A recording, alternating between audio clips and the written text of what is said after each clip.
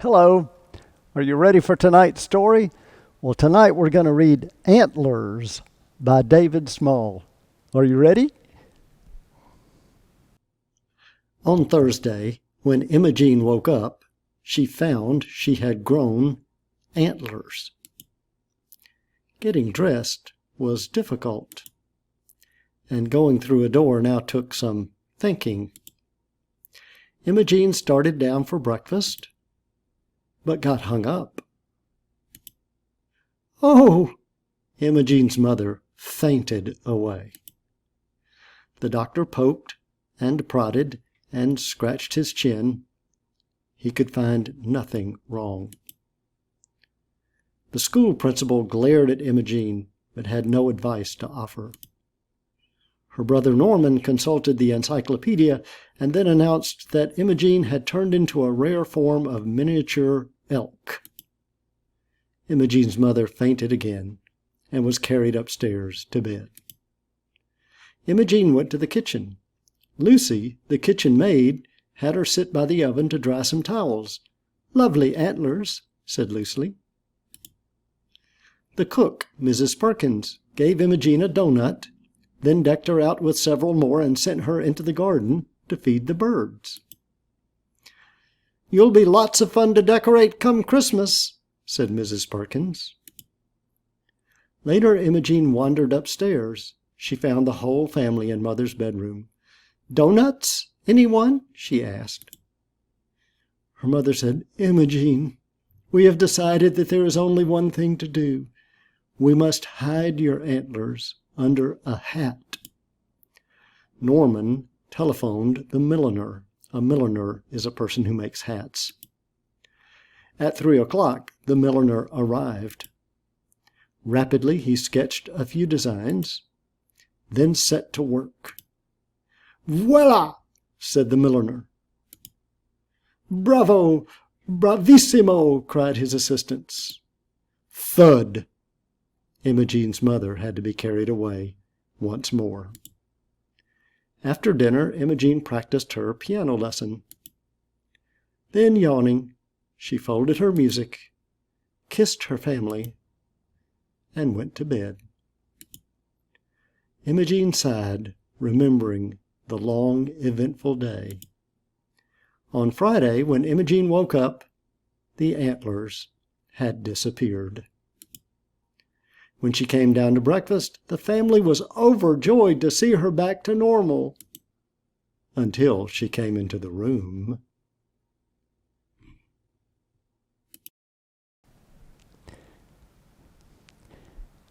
I like this story because of the way that the cook and the housekeeper reacted to the girl when she grew the antlers.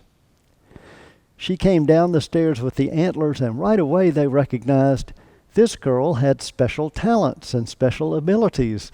Those antlers that were so unusual could be used to hold donuts or to help feed the birds. Her mother, though, could only see that the antlers kept her from being the way she expected her to be. Her mother had a picture in her mind of how her daughter ought to be, and with those antlers, she just didn't fit that picture anymore, and so her mother kept getting upset, so upset that she kept fainting. I think we sometimes have an idea that people need to be a certain way, and if they're not that certain way, then we think there's something wrong with them, and we concentrate too much on what they can't do instead of focusing on what they can do.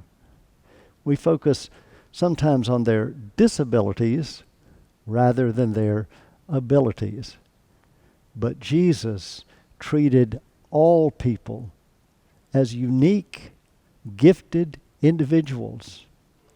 And Paul says in the Bible that we all have different gifts, and all of us can contribute our gifts to help Jesus do his work, to help the world be at a better place.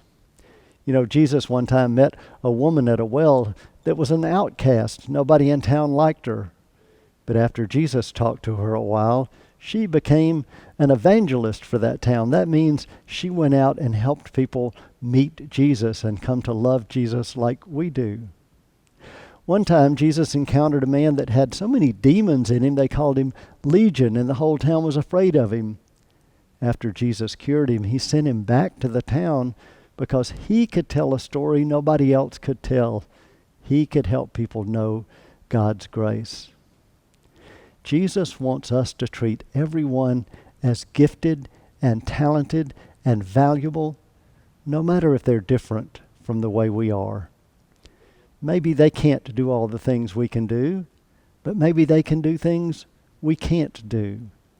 So the next time we see somebody who's different, who looks different or talks different or comes from a different place or is a different age, let's try to find out what makes them valuable, what makes them gifted, what can they do? When we do that, we'll find it easier to love each other. And that's what Jesus wants, because when we love each other, it makes the world a better place. And you know why Jesus wants us to make the world a better place? Because Jesus loves us all, every one of us, this much. So God bless you. God bless you that you remember always that you are the beloved child God created you to be. Good night.